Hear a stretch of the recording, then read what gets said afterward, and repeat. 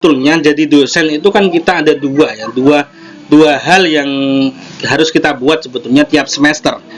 Jadi dua dokumen tiap semester. Satu adalah namanya lembar LKD ya, jadi laporan kinerja dosen. Kemudian yang kedua adalah kontrak BKD, beban kerja dosen, ada dua. Jadi umpamanya sekarang ini ya, nanti selesai semester 1 ini nanti, berarti Anda membuat namanya laporan kinerja dosen ya, lembar LKD. Itu berarti yang sudah dilakukan di semester 1 tahun ajaran 2020-2021. Kemudian kontrak BKD ini berarti yang akan Anda lakukan di semester 2 tahun ajaran 2020-2021. Jadi LKD ini yang sudah dilakukan, BKD ini yang belum dilakukan. Jadi kontrak BKD itu seperti itu ya. Dan ini sebetulnya seharusnya ini dikerjakan oleh semua dosen ya, baik yang sudah serdos maupun yang belum, begitu. Seharusnya ya.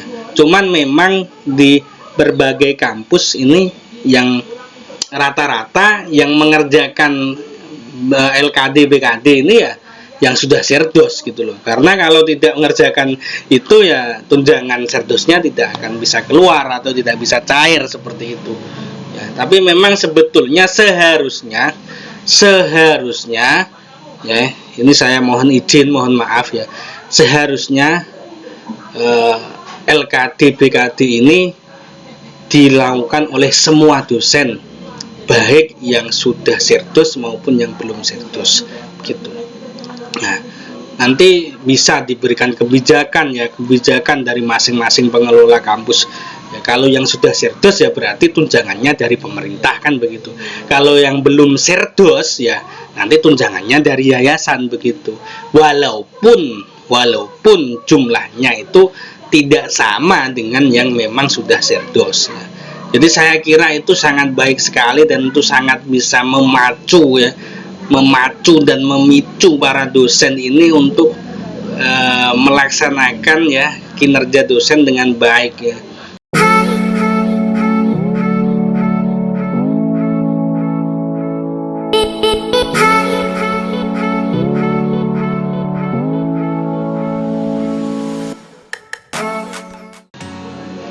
Assalamualaikum warahmatullahi wabarakatuh. Alhamdulillah, la haula wala quwata illa billah. Shalawatuhu wassalamu ala rasulillah, ma ba'du. Apa kabar Bapak Ibu semua, saudara-saudaraku dimanapun berada? Alhamdulillah, pada kesempatan kali ini kami bisa sharing dengan Bapak Ibu, melanjutkan beberapa agenda yang memang sempat tertunda di bagian-bagian yang ada di Ahlis Update ini. Semoga ke depan ini channel Ahlis Update bisa lebih istiqomah tentunya dalam memberikan informasi-informasi yang update untuk Bapak Ibu semua.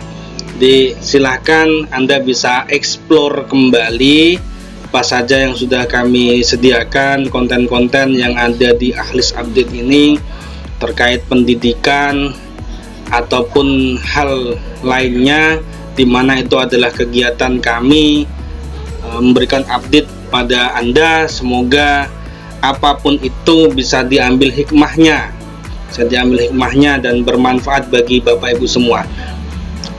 Semalam ya kami sharing dengan dosen ya, beberapa dosen yang ada di bawah ya PTAI ya, Perguruan Tinggi Agama Islam, terutama topiknya adalah tentang BKD ya.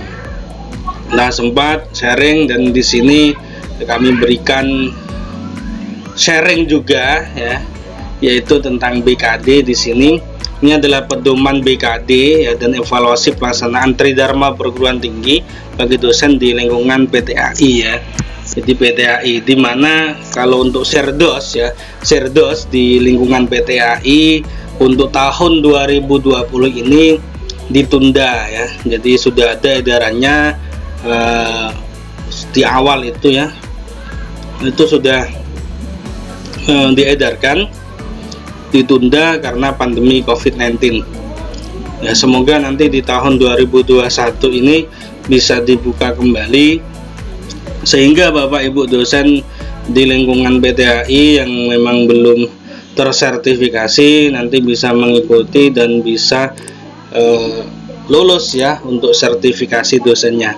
Maka kami memberikan ya attention ya dan mengingatkan Bapak Ibu yang ada di bawah PTAI juga bisa mempersiapkan.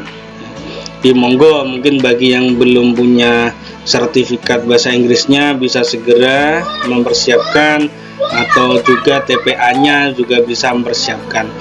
Jadi saya kira baik di lingkungan PTAI maupun di lingkungan Kemendikbuddikti ya. Kalau di swasta itu terbaginya kan Kopertis sama Kopertais itu dulu ya. Jadi Kopertis sama Kopertais ya. Di koordinator perguruan tinggi swasta itu yang di bawahnya Kemendikbuddikti, kemudian koordinator perguruan tinggi agama Islam ya Kopertais itu yang ada di bawahnya Kemenak ya. Nah, sekarang sudah berubah jadi LDikti ya, Lembaga Layanan Pendidikan Tinggi. Seperti itu. Tapi apapun itu ya ini hampir-hampir sama sebetulnya. Jadi secara konteks itu sama ya. Sama, mungkin teknisnya saja di lapangan yang berbeda, termasuk unsur-unsur itu juga berbeda. Tapi pada intinya sama.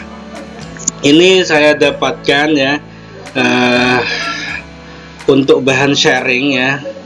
Ini yang 2011, mungkin Bapak Ibu ada yang lebih yang terbaru mungkin ada, saya belum cek juga ya, bisa sharing dengan saya. Jadi di sini kalau kita lihat ya, kita langsung saja ke daftar isi ya. Jadi di sini ada beberapa yang perlu kami soroti atau fokus ya terkait beban kerja dosen. Seperti itu. Jadi kalau kita lihat daftar isinya ya seperti ini. Nanti silahkan kalau ada yang mau minta file ini silahkan bisa WA kami, atau nanti kami juga bisa membuatkan grup ya, mungkin ya grup khusus yang untuk dosen-dosen di bawahnya PTAI ya. Itu terus atau dosen PTKIS begitu ya nyebutnya ya. Nanti bisa saya share di sana. Jadi bagi Bapak Ibu dosen di lingkungan pendidikan tinggi agama Islam ya, yang di bawahnya Kemenak ya, nanti silahkan bisa komen nomornya ya, nomor dan kampusnya juga boleh. Nanti Anda akan kami masukkan ke grup ya, ke grup ya terkait peningkatan kinerja dosen ya, khususnya yang ada di bawah lingkungan pendidikan tinggi Islam. Oke, kalau kita lihat seperti ini nanti bisa dibaca sendiri saya kira. Ini ada dasar pemikiran, alasan hukum, tujuan, sasaran seperti itu. Kemudian ada tugas utama dosen, penunjang dosen. Ini saya kira di sini yang perlu dicermati di halaman 18 ini. Kemudian juga ada di sini BKD halaman 29 tentang BKD itu seperti apa. Kemudian komponen pelaksana BKD ini ada dosen ya. Jadi saya soroti di dosen ya. Jadi fokus di dosen.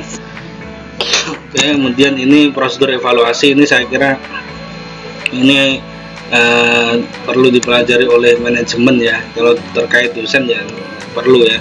Kemudian di sini juga ada untuk rencana BKD dan laporan BKD. Di sini untuk lampirannya dan juga di sini rubrik BKD-nya. Ya, jadi fokus di rubrik BKD-nya. Oke, sekilas saja seperti ini ya. Jadi landasan-landasan ini seperti ini. Pendahuluan, dasar pemikiran. Ini saya skip saja ya. Saya skip ya. Jadi kita fokus di beberapa poin yang tadi saya sebutkan ya. Oke, di sini di halaman 17 ini ada tugas dosen ya. Jadi tugas dosen ya, saya maximize ya.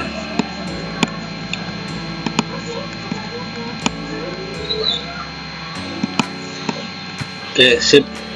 Jadi tugas dosen adalah pendidik profesional dan ilmuwan dengan tugas utama mentransformasikan, mengembangkan dan menyebarluaskan ilmu pengetahuan, teknologi dan seni melalui pendidikan. penelitian dan pengabdian masyarakat. Dalam menjalankan tugas profesionalnya dan sekaligus sebagai ilmuwan, dosen harus memiliki seperangkat pengetahuan, keterampilan, dan sikap perilaku yang harus dihayati dan dikuasai. Ya. Jadi saya kira Bapak Ibu dosen sudah paham ini semua ya. Dan sebetulnya ya tidak apa istilahnya ya tidak sulit-sulit amat lah jadi dosen deh. Yang penting bisa menjalani dengan baik seperti itu ya. Oke, selain itu ini dosen harus memiliki kompetensi profesional ya, jadi keluasan wawasan ya terhadap materi keilmuannya, kemudian juga pedagogik ya, jadi seperti pendekatan metode ini dalam pengelolaan ya untuk kelas ya, atau evaluasi pembelajaran. Kompetensi kepribadian ya, jadi saya kira juga bisa sudah banyak sekali ya, dia harus punya apa istilahnya memberikan keteladanan begitu. Kemudian kompetensi sosial ya, ini untuk menghargai ya, dan berkegiatan sosial seperti itu ya, jadi itu tugas dosen ya. Jadi tugas dosen itu kemudian utamanya ya utamanya seperti yang sudah kita pahami bersama, yaitu Tridharma perguruan tinggi. Jadi Tridharma perguruan tinggi itu ya terdiri dari pendidikan dan pengajaran, kemudian penelitian dan pengabdian pada masyarakat. Jadi ini tugas pendidikan dan pengajaran. Jadi seperti apa?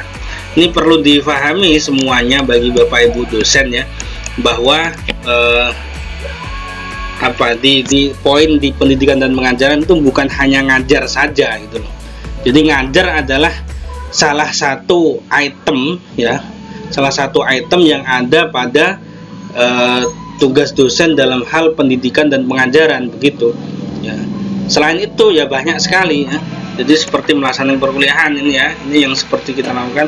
Kemudian yang lain seperti menyelenggarakan kegiatan di laboratorium, membimbing seminar, membimbing KKN, tugas akhir ya, nguji ya, pengujian pada ujian akhir. Ini juga masuk di bagian tugas pendidikan dan pengajaran. Makanya ini semua dokumennya itu harus disimpan rapi dengan baik sehingga nanti pada saatnya nanti sangat dibutuhkan ya. Mengembangkan program perkuliahan, bahan pengajaran, membina kegiatan mahasiswa ini juga merupakan tugas dosen ya. Ya, terutama ini di bagian akademik dan kemahasiswaannya. Yang dosen yang lebih rendah jabatannya, jadi memberikan bimbingan kepada dosen baru itu juga merupakan pendidikan dan pengajaran. Melaksanakan kegiatan data sharing ini juga atau pencakokan dosen seperti itu ya. Ini tugas daripada dosen ya di bawah pendidikan dan pengajaran. Kemudian yang penelitian dan pengembangan ilmu ya, ini seperti ini ya. Jadi beberapa contohnya ini adalah menghasilkan karya atau penelitian ya. Ini kemudian menerjemahkan buku, ini juga termasuk penelitian. Jadi penelitian itu tidak melulu harus meneliti ya di mana seperti itu, harus melulu seperti itu. Menerjemahkan buku ilmiah ya, mungkin dari bahasa Inggris atau dari bahasa Arab atau dari bahasa manapun untuk jadi sebuah karya baru ya, ini juga termasuk kegiatan daripada penelitian dan pengembangan ilmu. Mengedit ya atau editing ya, menyunting karya ilmiah ini juga bisa. Membuat rancangan karya teknologi dan karya seni ini juga. Menyampaikan orasi ilmiah ya, pembicara seminar ya, ini juga bisa, ini masuk di penelitian dan pengembangan ilmu. Jadi umpamanya Bapak Ibu menyampaikan orasi ilmiah atau menjadi pembicara seminar, itu juga masuk di sini gitu loh, masuk di unsur ini. Oke, kemudian di tugas pengabdian pada masyarakatnya, ini bisa dicontohkan ya seperti ini, melaksanakan ya atau pengembangan hasil pendidikan dan penelitian. Jadi hasil penelitian tadi kemudian dilaksanakan ya, pengembangan hasilnya yang dimanfaatkan pada masyarakat seperti itu. Memberikan latihan, penyuluhan, ceramah, ini juga masuk pengabdian masyarakat. Memberi pelayanan secara langsung pada masyarakat atau kegiatan lain yang menunjang, ini juga masuk. Kemudian membuat atau menulis karya pengabdian masyarakat, jadi membuat tulisan yang untuk pengabdian masyarakat ini juga masuk ya. Jadi Tridharma ya, jadi pendidikan pengajaran, penelitian dan pengembangan ilmu, kemudian pengabdian masyarakat. Ini adalah item-item yang ada di unsur-unsur itu ya, sehingga Bapak Ibu itu sangat mudah sebetulnya untuk bisa melaksanakan itu ya. Kuncinya adalah ya dikerjakan seperti itu. Itu sangat mudah sekali memberikan penyuluhan, memberikan ceramah, apalagi sekarang ini ya sudah banyak sekali ya seperti online ya, seminar online atau pelatihan online. Saya kira itu sangat bisa dimanfaatkan. Yang terpenting adalah bukti kinerjanya disiapkan ya, salah satunya adalah tugas ya, surat tugas itu harus ada. Kemudian bukti kinerjanya bisa berupa naskahnya, makalahnya ya, atau termasuk absensi pesertanya ya. Syukur-syukur ada videonya sebagai macam itu ya, sangat bagus sekali.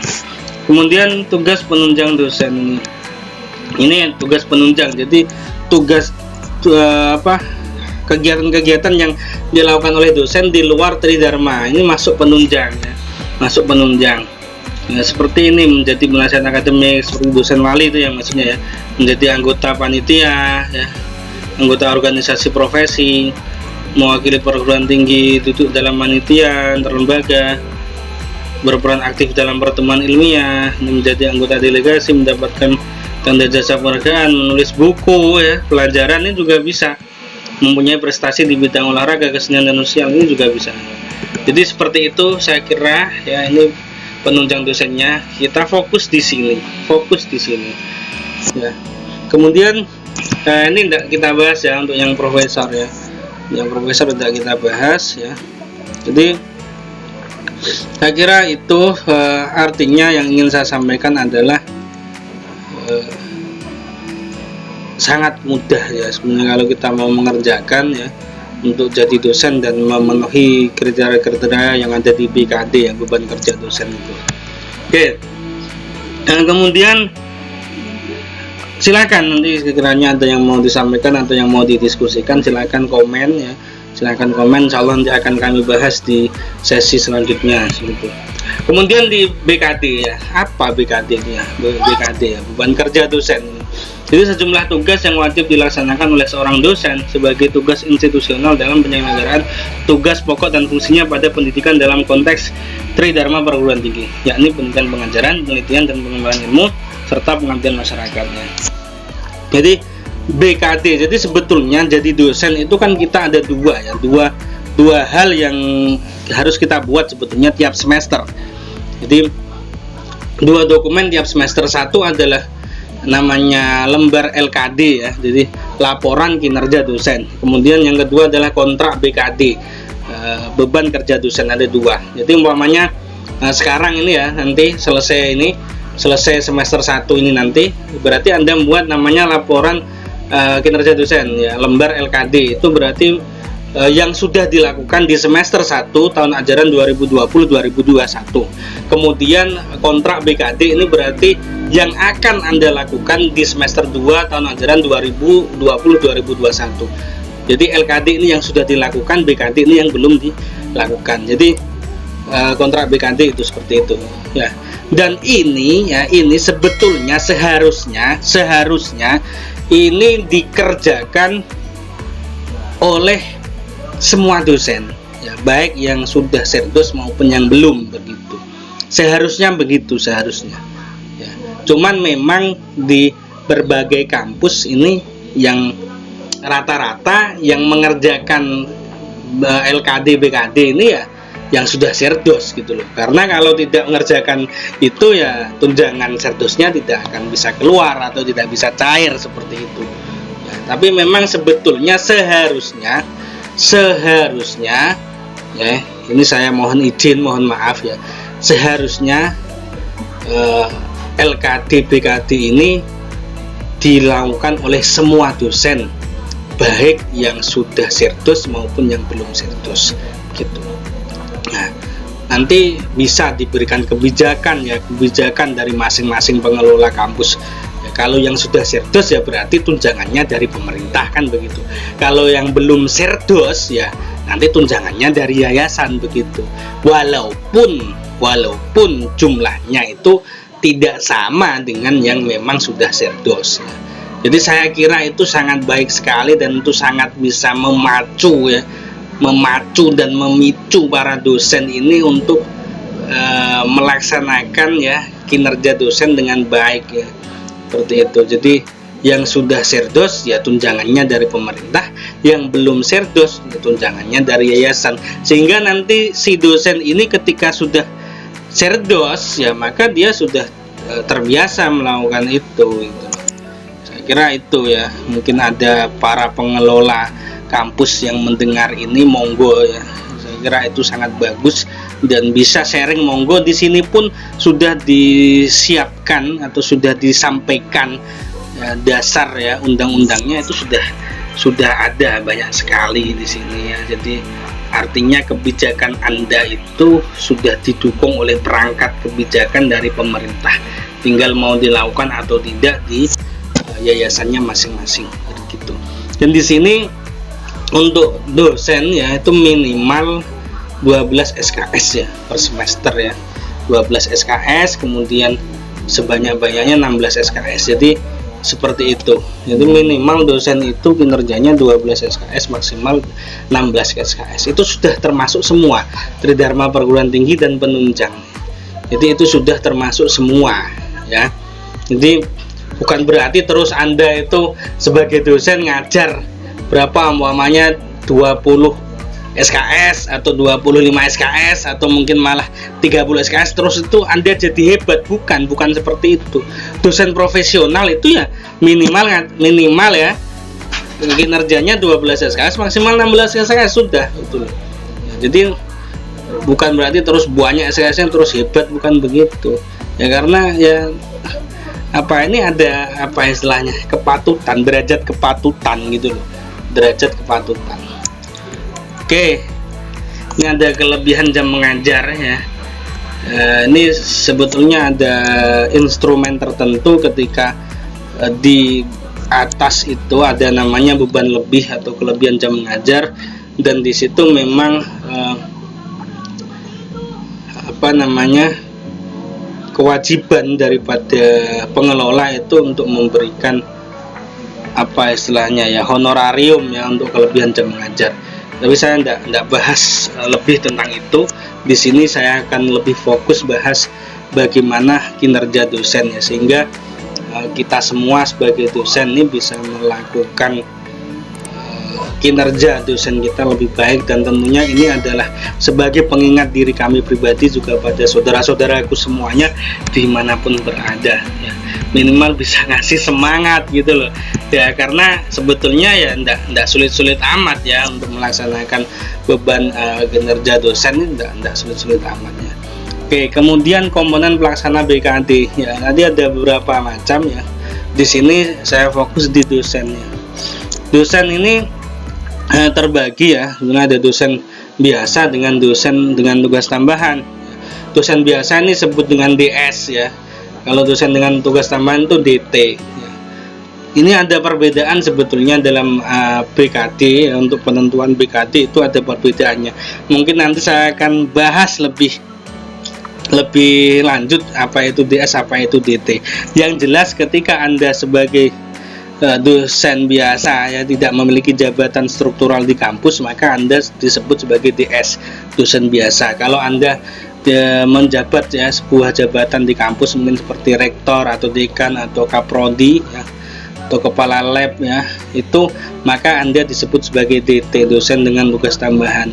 Ada perbedaan antara DS dan DT ya, mungkin nanti akan kami bahas di waktu lain seperti itu. Oke, sudah, ini saya langsung fokus di ini untuk prosedur evaluasi ya, saya kira tidak perlu. Nah, ini bisa dibaca oleh pengelola ya. Oke, jadi seperti ini ya, ini untuk rencana BKD ya, ini form-formnya seperti ini, rencana BKD ya, ini ada bidang pendidikan, pengajaran, penelitian, pengabdian masyarakat ya. Dan ini juga ada laporan BKD. Ini sudah ada aplikasinya ya. Aplikasinya sudah ada, mungkin nanti juga akan kami bahas di video yang terpisah ya, untuk aplikasi yang digunakan untuk membuat laporan BKD ya, namanya laporan kinerja dosen LKD atau kontrak BKD, beban kerja dosen. Oke, saya langsung masuk di rubrik ya, rubrik BKD. Oke, rubrik BKD. Oke, jadi seperti ini ya, ini rubrik BKD. Jadi ini juga terbagi ya, di pendidikan pengajaran, penelitian dan pengembangan ilmu, kemudian pengabdian masyarakat dan penunjang. Oke, ini adalah rubriknya. Jadi apa saja ya, jadi apa saja item-item yang diakui sebagai kinerja dosen begitu ya. Jadi bisa dilihat di sini memberi kuliah ya, ke tingkat D3 dan S1 ini 1 SKS ini terhitung 50 menit ya. Jadi buktinya adalah surat tugas dan presentasi mahasiswa ini. Kemudian asistensi kuliah, bimbingan kuliah, seminar yang terjadwal, bimbingan tugas akhir ini juga masuk di ranahnya pendidikan dan pengajaran ya. Kemudian tugas belajar, menguji tugas akhir, membimbing ya. Membimbing ini juga dapat ya. Kemudian mengembangkan program perkuliahan ini juga dapat, melaksanakan kegiatan data sharing ini juga dapat. Jadi artinya pendidikan dan pengajaran itu tidak melulu ngajar gitu loh. Yang lain pun bisa masuk di situ. Oke, kemudian kegiatan penelitian dan pengembangan ilmu. Ini contohnya keterlibatan dalam satu judul penelitian ini bisa sampai 3 SKS ini. Pelaksanaan penelitian atau pembuatan karya seni teknologi ini juga. Ini buktinya laporan penelitian dan surat keterangan dari LPPM, lembaga penelitiannya. Jadi dia dapat ini. Kemudian menulis satu judul naskah buku ini juga bisa dapat. Ya. Jadi menulis buku itu juga termasuk unsur dari penelitian dan pengembangan ilmu gitu loh. Ini kemudian menerjemahkan, menyadur satu buku, jadi menerjemahkan buku itu juga bisa. Nah, kemudian menyunting satu judul naskah buku, menyunting itu editor, sampean jadi editor itu juga ada nilainya gitu loh. Jadi mungkin yang nulis temennya, editornya sampean juga bisa dapat, kan ada namanya sampean di situ sebagai editor buku tersebut gitu. Kemudian sebagai asesor BKT ini juga dapat. Menulis jurnal ya, ini diterbitkan jurnal realisasi ini 7 maksimal, kemudian jurnal internasional 9 ya. Jadi ini jurnal, buktinya apa? Jurnal atau surat keterangan dari jurnal ya, dan naskah ya. Jadi seperti itu. Kemudian memperoleh hak paten ini juga termasuk ya. Haki itu ya, ini juga sangat mudah sekali membuat haki itu maksimal ya, sampai seminggu sudah bisa keluar ya. Hakikan hasil karya Anda, buku Anda atau apapun karya cipta Anda itu bisa dibuat haki di sana. Begitu. Jadi ini yang ingin saya sampaikan di pendidikan dan penelitian dan pengembangan ilmu ini banyak sekali itemnya. Jadi tidak melulu membuat jurnal gitu atau melulu penelitian, dibuat buku atau menerjemahkan buku itu pun masuk di unsur ya, penelitian dan pengembangan ilmu. Unsur kedua. Kemudian di sini yang pengabdian masyarakat ya, pengabdian masyarakat ini suatu kegiatan yang setara dengan 50 jam ini 1 ya. Membuat menulis karya pengabdian ini 3. Jadi, menulis ya, sekarang banyak ya jurnal-jurnal pengabdian itu juga banyak, itu bisa masuk ya. Kemudian penunjang ya, ini penunjang ini juga saya kira banyak sudah, jadi bimbingan akademik, kemudian menyampaikan orasi ilmiah, jadi sekretaris senat, ketua panitia, ini juga ada nilainya ya. Saya kira itu Bapak Ibu semua, dan di sini ini yang dosen dengan tugas tambahan ya. Jadi yang bisa disebut sebagai dosen dengan tugas tambahan ya, rektor, pembantu rektor, dekan, pembantu dekan, ketua jurusan, departemen, jabatan yang lain setara. Jadi itu Pak Ibu ya. Ini sekilas ya. Dari sini adalah yang ingin saya sampaikan. Silakan Anda bisa baca kembali yang BKD dan evaluasi ini. Anda baca kembali. Tapi yang ingin saya sampaikan adalah kita sebagai dosen yang mengerjakan Tridharma perguruan tinggi itu plus penunjang ya. Jadi Tridharma perguruan tinggi plus penunjang di pendidikan pengajaran, yaitu yang pertama, kemudian penelitian dan pengembangan ilmu, kemudian yang ketiga adalah pengabdian masyarakat. 3 ini, kemudian kegiatan kita di luar 3 ini disebut sebagai penunjang atau masuk di penunjang seperti itu ya. Dan ini yang saya jelaskan ini pedoman dari PTAI ya, dimana ini di bawah namanya Kemenak ya.